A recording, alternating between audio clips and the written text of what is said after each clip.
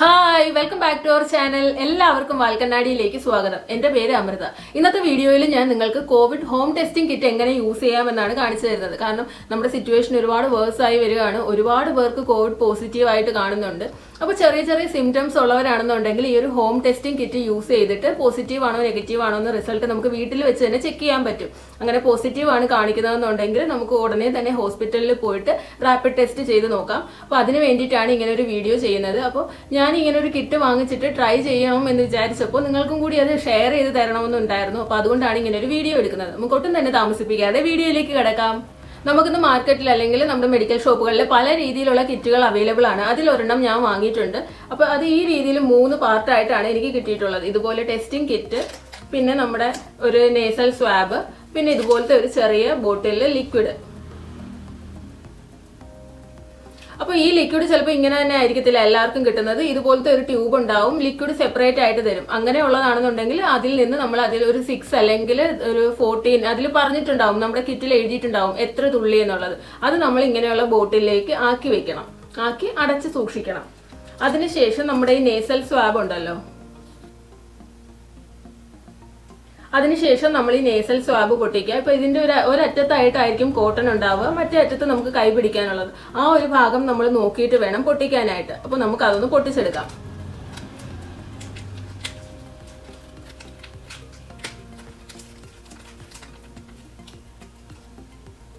ഇത് നമ്മൾ ടെസ്റ്റ് ചെയ്യുന്നതിന് മുമ്പായിട്ട് കൈ നന്നായിട്ട് സാനിറ്റൈസ് ചെയ്യണം. ഏതെങ്കിലും ഒരു സർഫസിൽ വെച്ചിട്ടാണ് നമ്മൾ ഇതെല്ലാം ചെയ്യാൻ ഉദ്ദേശിക്കുന്നതെന്നുണ്ടെങ്കിൽ ആ സർഫസ് കൂടി സാനിറ്റൈസ് ചെയ്തിട്ട് വേണം നമ്മൾ ഇതെല്ലാം ചെക്ക് ചെയ്യാനായിട്ട്. കാരണം അഥവാ നമ്മൾ നെഗറ്റീവ് ആണെന്നുണ്ടെങ്കിൽ ആ സർഫസിൽ എന്തെങ്കിലും ഒരു ബാക്ടീരിയ ഉള്ളത് കൊണ്ട് നമുക്ക് പോസിറ്റീവ് കാണിക്കരുതല്ലോ. അപ്പൊ അതുകൊണ്ട് അങ്ങനെയുള്ള കാര്യങ്ങളെല്ലാം ശ്രദ്ധിക്കുക.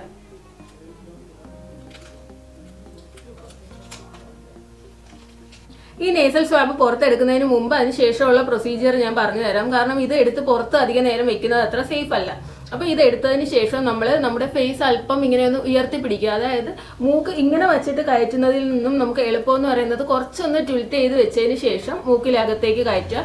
ഓരോ മൂക്കിലും കയറ്റിയിട്ട് നമ്മൾ 5 വട്ടം ഒന്ന് തിരിച്ചു കൊടുക്കണം. അത് എടുക്കുക, വീണ്ടും അടുത്ത മൂക്കിലിടുക. നമ്മൾ നന്നായിട്ടൊന്ന് 5 വട്ടം കറക്കി കൊടുക്കുക. അതിനുശേഷം എടുത്തിട്ട് നമ്മൾ ഈ ലിക്വിഡിൽ മുക്കി വെക്കണം. അപ്പൊ നമുക്ക് ആ പ്രൊസീജിയർ ചെയ്യാം.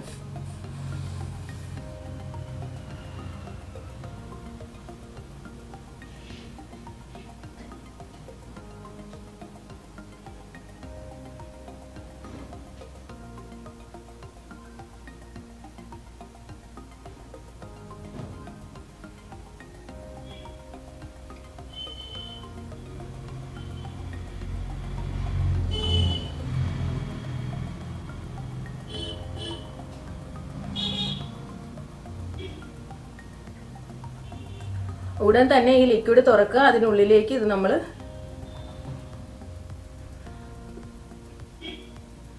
ഇത് കംപ്ലീറ്റ് ആയിട്ട് നമ്മൾ ഇതിനുള്ളിലേക്ക് ഇട്ടതിന് ശേഷം ഒരു 10 വട്ടം നമ്മൾ തിരിച്ചു കൊടുക്കുക.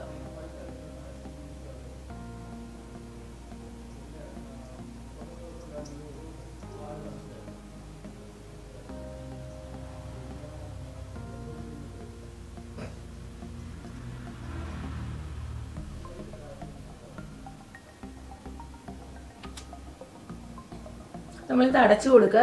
ഇത് സേഫ് ആയിട്ട് ഒരു കവറിലിട്ട് വെക്കുക.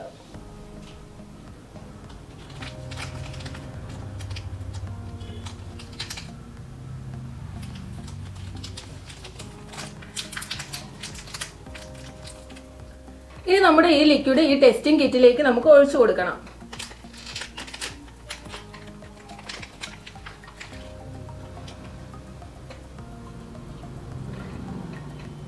ഇതാണ് നമ്മുടെ ടെസ്റ്റിംഗ് കിറ്റ്. നമുക്ക് ഇതിലേക്ക് ഒഴിച്ചു കൊടുക്കാം. ഇവിടെ ഒരു ചെറിയ ഹോള് വരുന്നുണ്ട്. അപ്പൊ അതിലേക്ക് അതിലേക്ക് നമുക്ക് 3 തുള്ളി ഇതിൽ നിന്ന് ഒഴിച്ചു കൊടുക്കണം.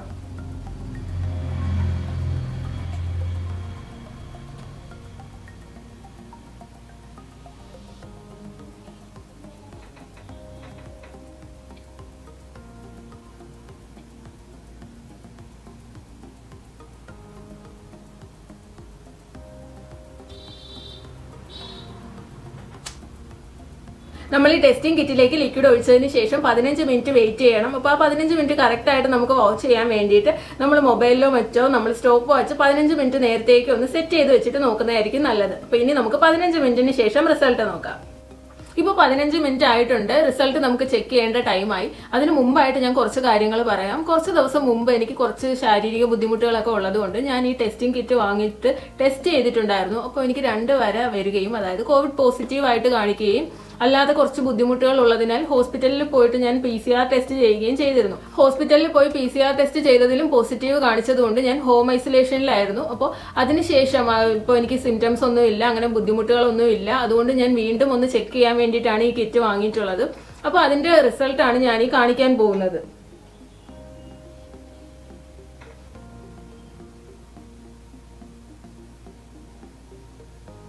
ഇപ്പൊ എന്റെ റിസൾട്ട് നെഗറ്റീവ് ആയിട്ടുണ്ട്.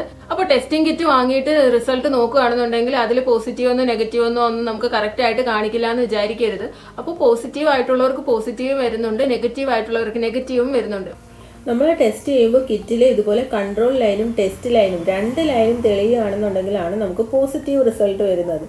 ഇതുപോലെ ഒരു ലൈൻ മാത്രമാണ് തെളിയുന്നതെന്നുണ്ടെങ്കിൽ നെഗറ്റീവാണ്.